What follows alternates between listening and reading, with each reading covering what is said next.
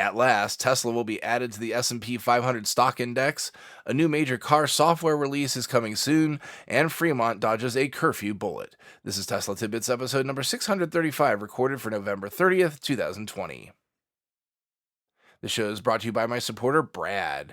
Brad wants to encourage all of you to consider joining him as a supporter of Tesla Tidbits on Patreon.com for as little as $1 a month. Let's join together to keep the Tesla Tidbits coming. Welcome to what will be the final non-weekly show today. It represents the end of an era for me, one that I hope you've all enjoyed. With that, let's get to the news I've missed while I've been out recently. Most importantly, Tesla will finally be added to the S&P 500 stock index, and this news comes courtesy of Clean Technica, among many, many other outlets. If you're unfamiliar, a company may only be added to the index after fulfilling two requirements. First, it does have to be in the top 500 companies eligible for the index in market cap. At its current market cap of just over $500 billion, that puts it at number 7 on the list, behind some good company. Only Apple, Microsoft, Amazon, 2 classes of Google shares, and Facebook are more valuable. The second criteria is that the company must have had 4 consecutive profitable quarters.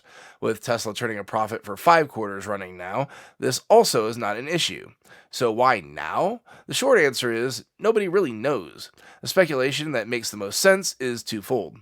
One, the index was wary that Tesla would possibly not continue to post another profit and does reserve the right to not add a company to the index. The other is that due to the fact that Tesla will be one of the largest weight additions to the index in the last decade, they're trying to figure out exactly how to add the company to the index.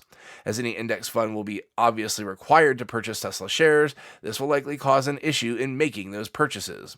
From their own press release, they almost seem to confirm this later theory, since they're actually soliciting feedback on how to do it, and it seems there are 2 options.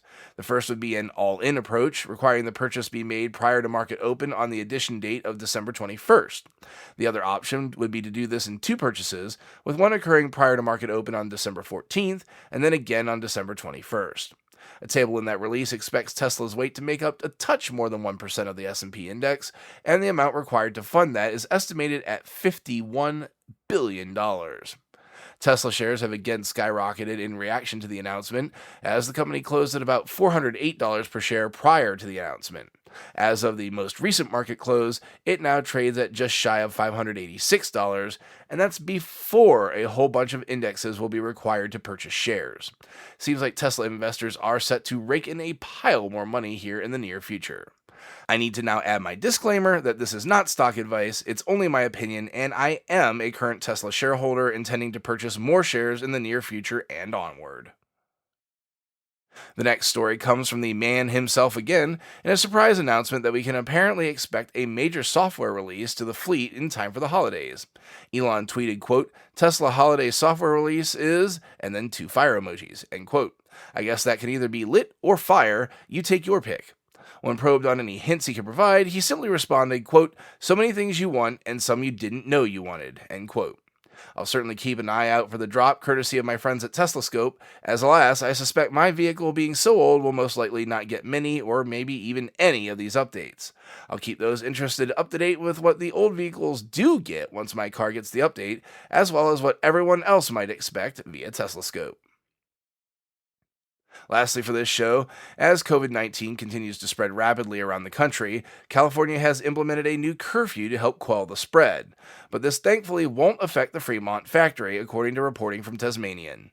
Governor Gavin Newsom ordered the curfew to begin last weekend, and it is a 10 p.m. to 5 a.m. curfew that'll last through December 21st. However, businesses that operate night shifts may remain open per the order. Now, as we've already seen, Alameda County may still have something to say about this. As we all know, they've already overrode the state guidelines once, prompting a very public standoff with Elon last May. I've been closely monitoring this as the COVID situation has recently deteriorated, and I will definitely keep you apprised if anything happens. That'll do it for today's show. Thanks to all my patrons supporting the show at patreon.com/Tesla Tidbits, including my newest supporter, M. Baugh. And as always, a special shout out to all the super patrons supporting the show at the $10 plus level.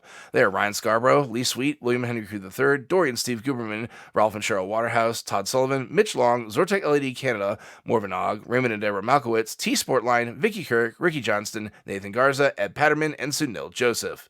If you have feedback for me, the best way to be heard is to tweet at Tesla Tidbits and use the hashtag AskTeslaTidbits if you'd like your question to be considered for the show.